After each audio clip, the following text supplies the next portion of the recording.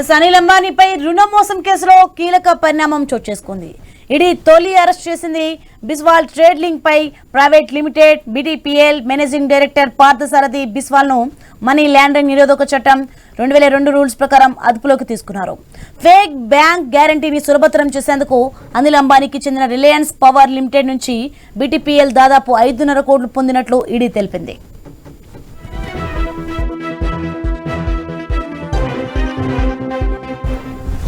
ఇక బీటీపీఎల్ Reliance power మధ్య జరిగిన ఈ లావాదేవీ మోసపూరిత కార్యకలాపాలకు సాక్ష్యమని ఈడీ అధికారులు వెల్లడించారు. ఈ కేసులో అనిల్ అంబానీపై లుకౌట్ నోటీస్ జారీ అయిన ఒక్కరోజు వ్యవధిలోనే తొలి అరెస్ట్ జరగడం గమనార్హం. ఈ నెల 5న విచారణకు హాజరు కావాలంటూ ఈడీ అనిల్ అంబానీకి నోటీసులు జారీ చేసింది. ముందస్తు అనుమతి లేకుండా ఆయన దేశం విడిచి వెళ్లడానికి వీల్లేదని షరతు విధించారు.